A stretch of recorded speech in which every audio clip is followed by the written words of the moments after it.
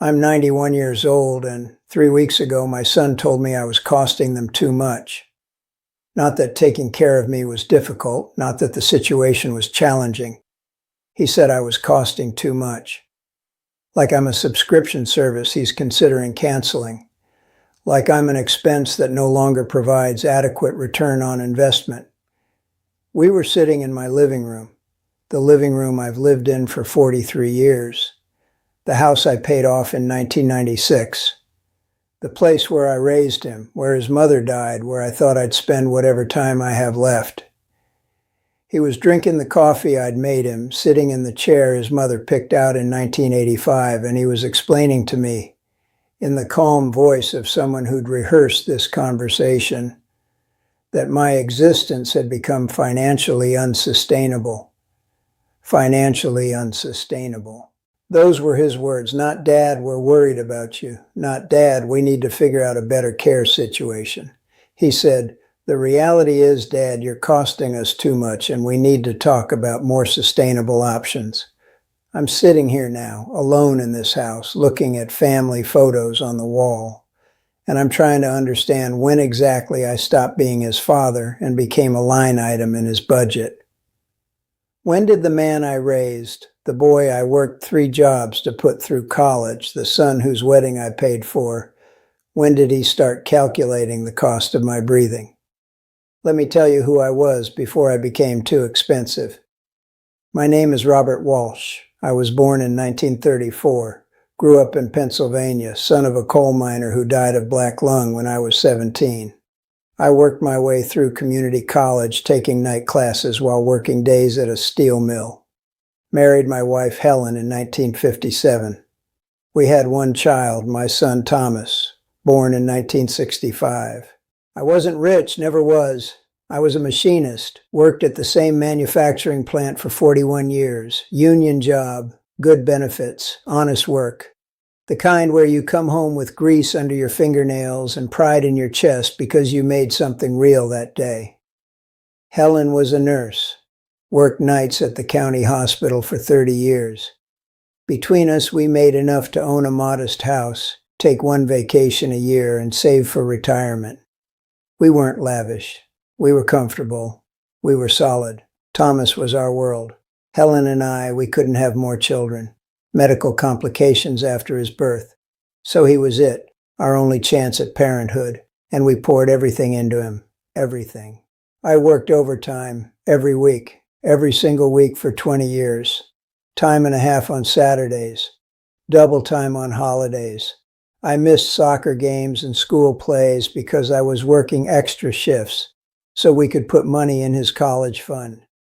So he wouldn't have to work his way through school the way I did. So he could focus on studying instead of survival. Helen picked up extra shifts too. Worked through Christmas and Thanksgiving and her own birthday because the holiday pay was better and Thomas needed braces and then a car and then college tuition. We sent him to a good school, Penn State, out-of-state tuition. We paid for all 4 years. Took out a second mortgage to cover what the college fund didn't. He graduated debt-free in 1987, walked across that stage with a business degree and no student loans because his mother and I had broken our backs to give him that freedom. He got a good job, finance, made more money in his first year than I'd made in my best year ever. Met a woman named Patricia, nice girl, MBA, came from money. They got married in 1992. I paid for that wedding.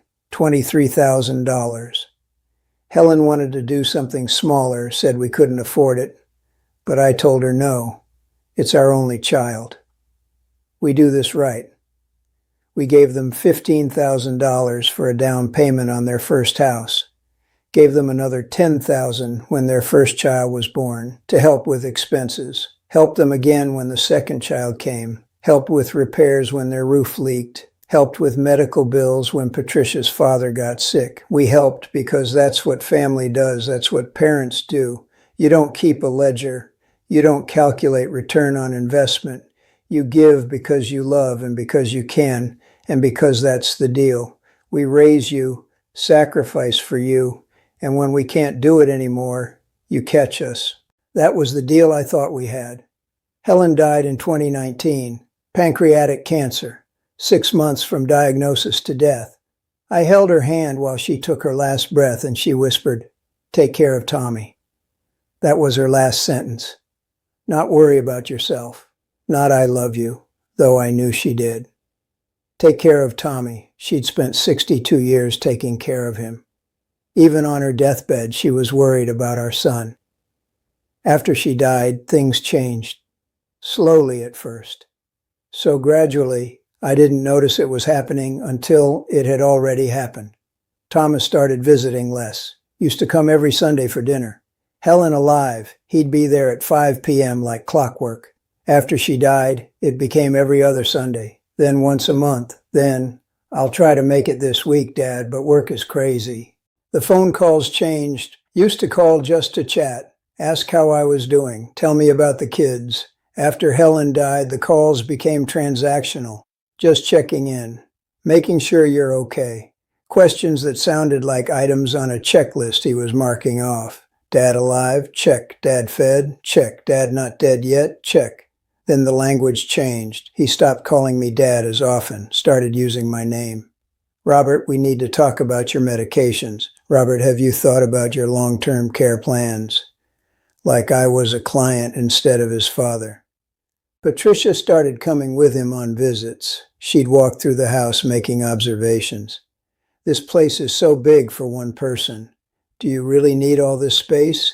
Have you thought about downsizing?" I'd lived here for 43 years, raised my son here, watched Helen die in the bedroom upstairs, and my daughter-in-law was suggesting I needed less space, like I was taking up too much room in the world. Then came the conversations about money. Thomas would ask about my finances. How much was I spending? What were my expenses? Did I have enough saved? Was I sure I could afford to stay here? I told him I was fine. Social Security, pension, some savings. I wasn't rich, but I was comfortable, could pay my bills, could afford my medications, could maintain the house. But he kept pushing, kept asking, like he didn't believe me, like he needed to see the numbers himself to verify I wasn't lying about being able to support my own existence. About a year after Helen died, he showed up with a folder. Actual manila folder. Sat down at my kitchen table and pulled out papers. "Dad, I've been doing some calculations." He'd made a spreadsheet, I'm not kidding, an actual Excel spreadsheet breaking down my monthly expenses. He'd gone through my finances, somehow gotten access to my bank statements, and created a detailed analysis of what it cost for me to live. House, property taxes, insurance, utilities, maintenance, health, Medicare premiums, supplemental insurance, medications, doctor visits, living, food, phone, internet, gas for the car. Total $2,147 per month. He'd calculated my cost of existence down to the dollar. Then he showed me the next page, a comparison chart. What I was spending versus what I was bringing in from Social Security and pension. There was a gap.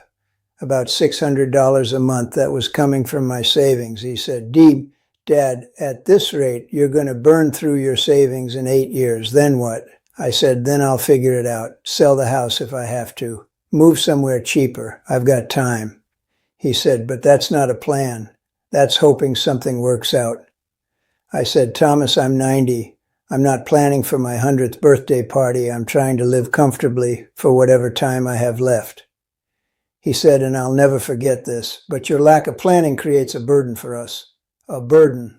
I'd become a burden, not a father who needed some help, not an elderly parent who deserved care. A burden, a weight, an obligation he was calculating the cost of carrying.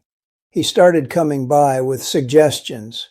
Maybe I should move into a smaller place, an apartment, maybe one of those senior living communities. Have I looked into them? Patricia found some nice ones. They're affordable. They have activities, other people my age. I told him I didn't want to live in a facility. I wanted to live in my home, the home I'd paid for, the home that was mine. He said, but Dad, is that realistic?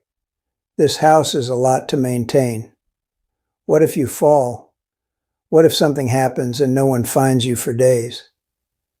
I said I'd be fine. I had neighbors. I had friends. I had a life here. That conversation was 6 months ago. Since then, the visits got more tense. The suggestions got more aggressive. The language got more financial. We've been looking at the numbers. We've been discussing options. We need to think about sustainability. We, not Dad, how can we help you? But we need to figure out what to do with you. Like I was a problem to solve instead of a person to love. 3 weeks ago, it came to a head. Thomas and Patricia came over on a Sunday afternoon. I made coffee. We sat in the living room. Thomas had that folder again, more papers, more spreadsheets.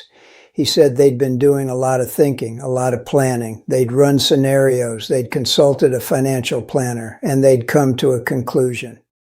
The way I was living was too expensive, not for me, for them.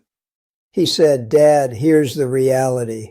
Between property taxes, insurance, maintenance, utilities, you're spending almost $2,000 a month just on this house.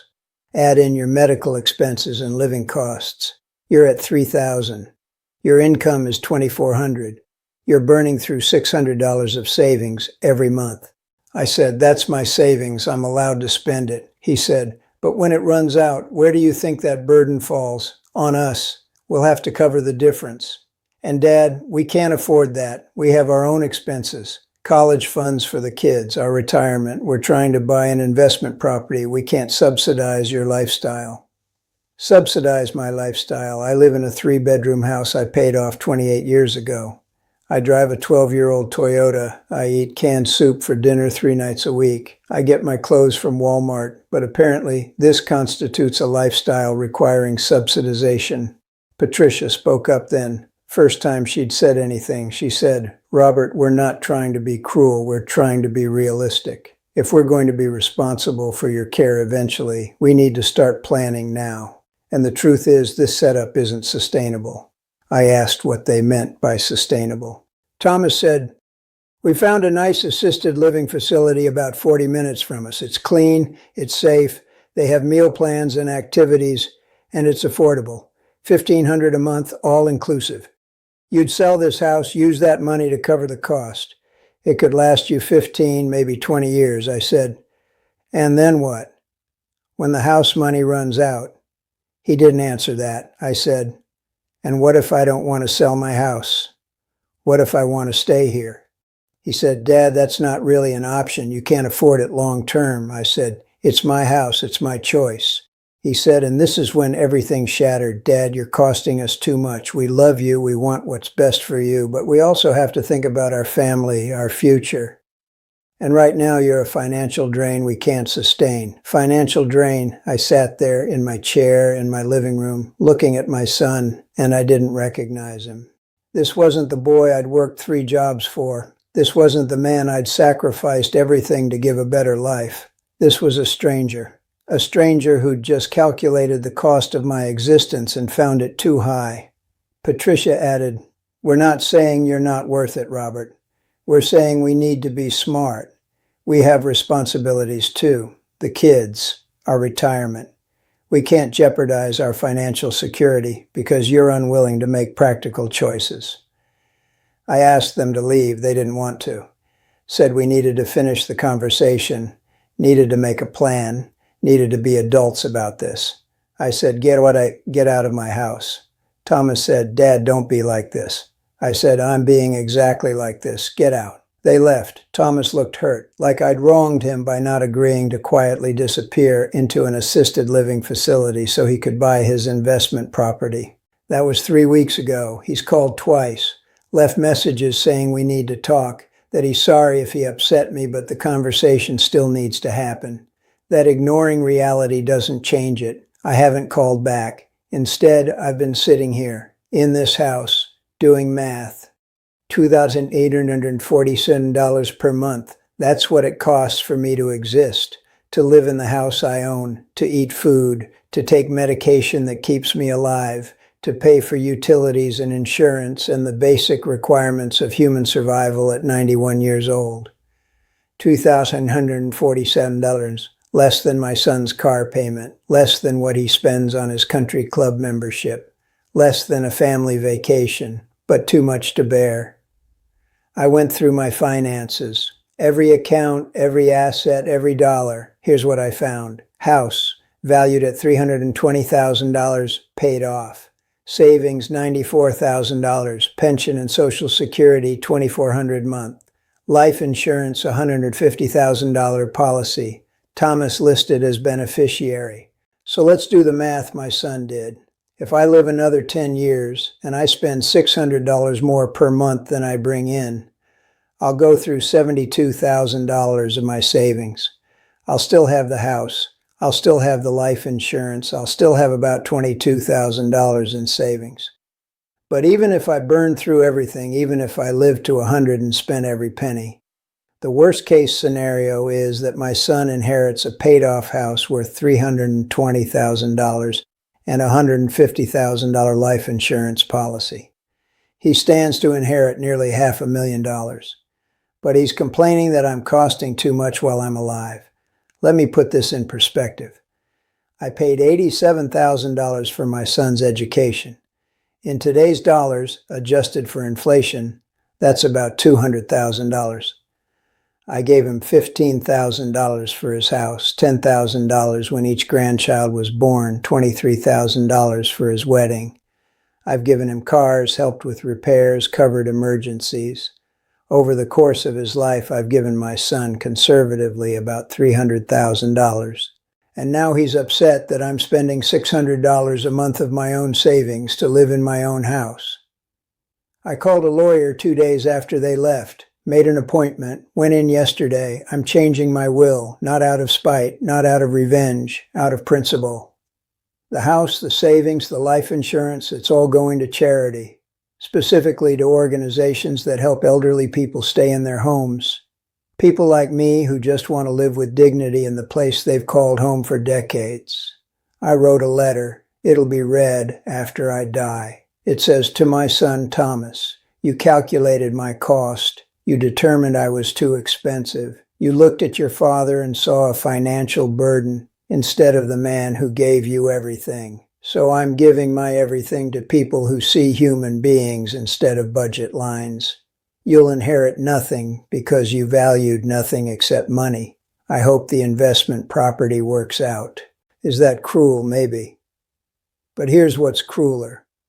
A son telling his 91-year-old father that his existence is financially unsustainable. A man calculating whether his parents' remaining years are worth the cost of supporting them. I'm not destitute. I'm not asking him to pay my rent. I'm not begging for money. I'm living on my pension and my savings in my house. And that's somehow too much. I've talked to other elderly people, my neighbors, people at the senior center. And I'm not alone. This is happening everywhere. Sons and daughters looking at their aging parents and seeing dollar signs, calculating inheritance, rushing parents into facilities not because they need care, but because it's more economically efficient, treating human beings like assets that have depreciated to the point where they're not worth maintaining. I met a woman at the senior center last week, 87 years old. Her daughter moved her into assisted living 3 years ago. She didn't need it, could still drive, cook, manage her own life. But the daughter wanted to sell her house, said the money would last longer in a facility. The facility costs $4,500 a month. The house sold for $280,000. At that burn rate, the money will last maybe 5 years. Then what? The daughter hasn't thought that far ahead. She just wanted access to the house money now. Another man I know, 93 years old, his son is a doctor, successful, rich. The son wants his father in a nursing home because it's safer. The father fell once, one time, tripped on a rug, wasn't hurt, but that was enough for the son to start the campaign. The real reason? The son and his wife want to use the father's house as a vacation rental. "I'm not making this up," they told him. "Dad, you're not using it most of the time anyway. We could rent it out, make some income, and you'd be safe in a facility. Turning your father's home into an Airbnb so you can make passive income. That's where we are as a society. Here's what I want you to understand. I'm not against assisted living. I'm not against nursing homes. Some people need that level of care. Some people want that lifestyle. Some people are safer, happier, better cared for in those environments. But that's not what this is about. This is about children making decisions based on finance instead of need. This is about calculating the cost of keeping a parent alive and deciding it's too high. This is about looking at your elderly parent and seeing a burden instead of a person, seeing an expense instead of the human being who created your existence. My son is 48 years old. He's healthy. He's successful. He has at least 30 years before he's in my position, and he doesn't see it. He doesn't see that the precedent he's setting, the way he's treating me, is the exact blueprint his children will use on him. His kids are watching this. They're 22 and 19. They see their father calculating their grandfather's cost. They see him pushing me into a facility I don't want. They see him frustrated that I won't cooperate with my own displacement. And they're learning. They're learning that when parents become expensive, you move them. When they become inconvenient, you institutionalize them. When they resist, you frame it as them being unreasonable instead of you being heartless. In 30 years, when my son is 90 and maybe needs help, his children will remember. They'll remember how he treated me, and they'll do exactly the same to him. Maybe they'll be nicer about it. Maybe they'll use softer language, but they'll do it. Because he taught them, that's what you do. That's how family works. You calculate the cost, and when it's too high, you move the person somewhere cheaper. I hope he enjoys his investment property. I hope it appreciates nicely. I hope the rental income covers his retirement because his kids won't. Am I bitter? Yes. Am I hurt? Yes. Am I wrong to feel betrayed? No. I worked 3 jobs so my son could have a better life than I did. I went without so he could have everything. I broke my body and sacrificed my time and delayed my own happiness to give him opportunity. And now, when I need basic compassion, when I need to be allowed to live in my own home in my final years, he's calculating whether I'm worth the expense. I'm not worth the expense. That's his answer. His father, who gave him everything, is not worth $600 a month. So here's my answer. He's not worth $470,000. That's what he'd inherit, but he won't, because I'm giving it to people who understand that human beings aren't supposed to have price tags. If you're reading this and you're elderly, listen to me. You are not a burden. You are not too expensive. You are not a problem to be solved. You are a human being who deserves dignity and autonomy, and the right to live your life on your terms as long as you're capable. Don't let anyone convince you that needing help means you forfeit your rights. Don't let anyone make you feel guilty for existing. Don't let anyone reduce you to numbers on a spreadsheet. And if you're a son or daughter reading this, ask yourself something. When you look at your aging parent, what do you see? Do you see the person who raised you? Do you see sacrifice and love and the foundation of your existence? Or do you see a budget problem? Because here's the truth. How you treat your parents is who you are. Not who you claim to be. Not who you think you are. Who you actually are. My son thinks he's being practical, responsible, smart. He thinks he's having hard conversations about difficult realities. What he actually is, a man who told his 91-year-old father he's too expensive to love. I'm 91 years old. I cost $2,947 a month to exist. I live in the house I paid for, eat food I buy with my own money, take medicine I pay for with my own insurance. And apparently that's too much. So I'll spend my final years here, alone, in this house, knowing that the child I sacrificed everything for calculated my worth and found it insufficient. But here's what he'll never take from me: my dignity, my self-respect, my understanding that I am valuable not because of what I cost or what I provide, but because I am human. I'm expensive. I'm also your father, and one day you'll be both too. Let's see if your children are better at math than you are.